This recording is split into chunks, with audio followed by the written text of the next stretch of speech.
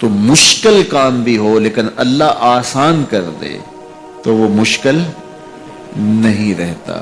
اس گرمی کی شدت میں جو لوگ لوہے کی بھٹی پہ کام کرتے ہیں تو آپ اگر تصور کریں تو آپ کہیں کیسے کرتے ہیں، لیکن جب ایک ٹارگٹ ہے، ان کا ایک مقصد ہے اپنے بچوں کے لیے روزی کمانا، تو وہ مشکل بھی ان کے لیے آسان ہو جاتی ہے۔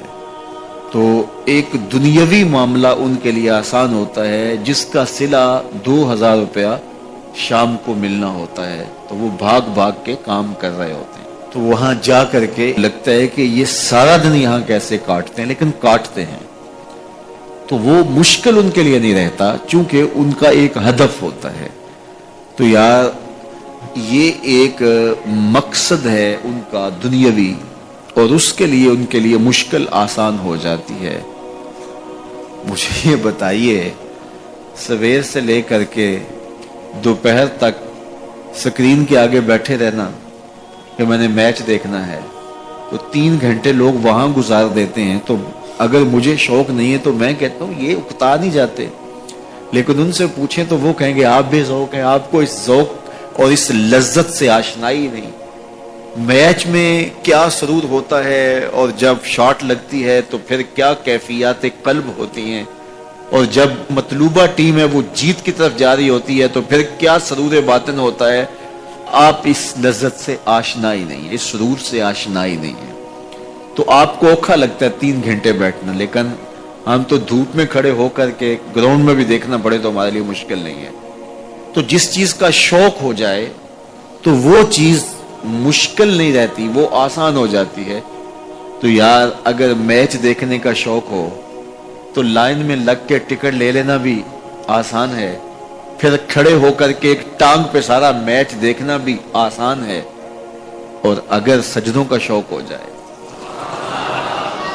اگر دین پر عمل کا شوق ہو جائے تو پھر یہ کیا مشکل ہوگا۔ تو شوق جو ہے وہ آسان کرتا ہے راستے، مشکلیں کاٹ دیتا ہے، شوق پتھروں کے کلیجے چیر دیتا ہے۔ یہ شوق کی کرشمہ سازیاں ہیں، یہ شوق کی کرامات ہیں کہ وہ پتھر سے نہر کھود کے لے آتا ہے۔ تو شوق ہی جستجو کو کامیاب کرتا ہے اور وہی منزل تک پہنچانے کے راستے فراہم کرتا ہے۔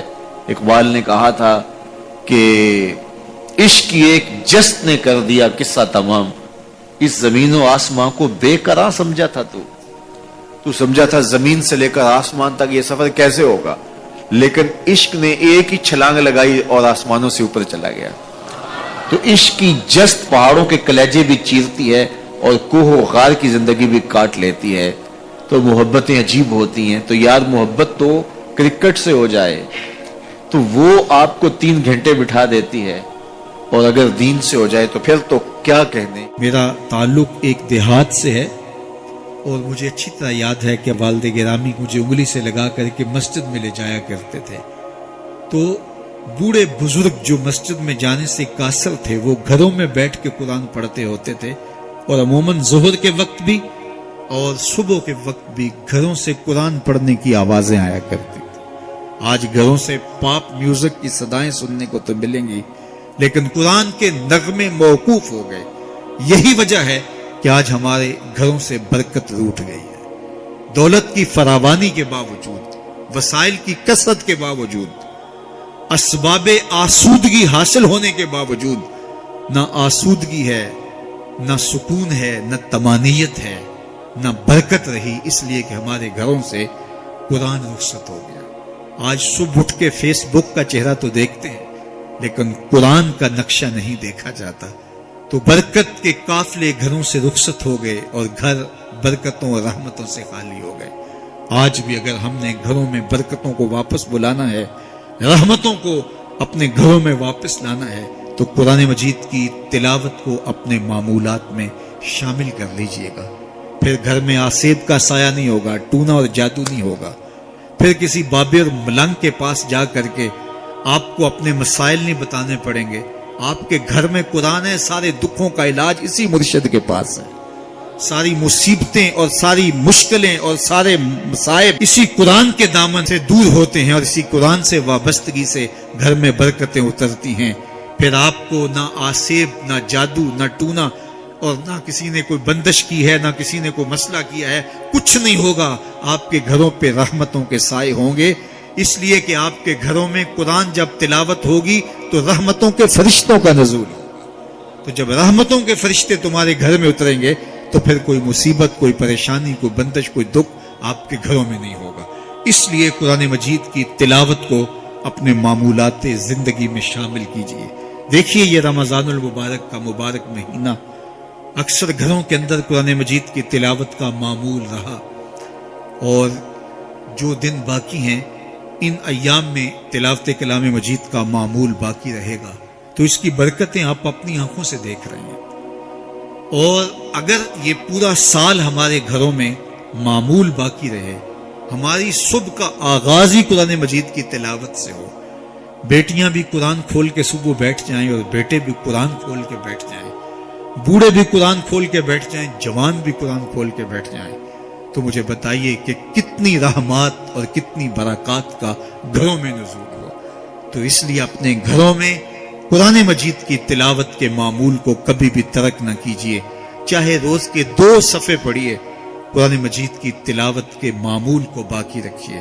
اور اگر اللہ آپ کو نصیب کرے تو اس کو مفہوم اور ترجمے کے ساتھ پڑھنے کی کوشش کیجیے، تاکہ قرآن کا جو ہمارے نام پیغام ہے وہ بھی ہم سمجھ پائیں کہ قرآن ہمیں کیا بتا رہا ہے اور ہمیں کیا میسج دے رہا ہے، تاکہ ہماری زندگیاں اس پاکیزہ کتاب کی روشنی اور کتاب کے اجالوں میں بسر ہو. اور یہ کتاب اللہ کا تیسرا حق ہے کہ اس کو مفہوم و مطلب کے ساتھ سمجھنے کی کوشش کریں. یہ ہمارے رب کا ہمارے نام پیغام ہے. آپ کے کسی دوست کا، کسی ملنے والے کا آپ کے نام خط آ جائے اور وہ اس زبان میں ہو جو زبان آپ نہ جانتے ہوں، تو اتنی دیر تک آپ مطمئن نہیں ہوتے جب تک اس کے مندرجات سمجھ نہیں لیتے، کسی ایسے شخص سے وہ مضمون جان نہیں لیتے جو وہ زبان جانتا ہو. تو ہمارے رب کا ہمارے نام یہ میسج ہے، ہمارے نام یہ پیغام ہے رسول کریم صلی اللہ علیہ وآلہ وسلم کی وساطت سے. تو ہمیں اس کو سمجھے بغیر چین کیوں آ گیا ہے؟ تو ہم اس پیغام کو سمجھیں کہ ہمارا رب ہمیں کیا فرما رہا ہے، کن امور کا حکم دے رہا ہے اور کن باتوں سے ہمیں روک رہا ہے. اگر ہم قرآن مجید کو اس انداز سے تلاوت کریں گے اور قرآن مجید کو سمجھ کے پڑھیں گے تو ہماری زندگی خود بخود تبدیل ہوتی چلی جائے گی. یہ کتاب زندہ ہماری زندگی کے اندر اجالے اور روشنیاں ڈال دے گی اور ہمیں زندگی گزارنے کا راستہ دکھائے گی، چونکہ اس کے عجائبات کبھی بھی کم نہیں ہوئے. حضور نے فرمایا اللہ اس شخص کے چہرے کو تر و تازہ رکھے جس نے میرے سے کوئی حدیث سنی، پھر جیسے سنی اس کو ویسے آگے پہنچا.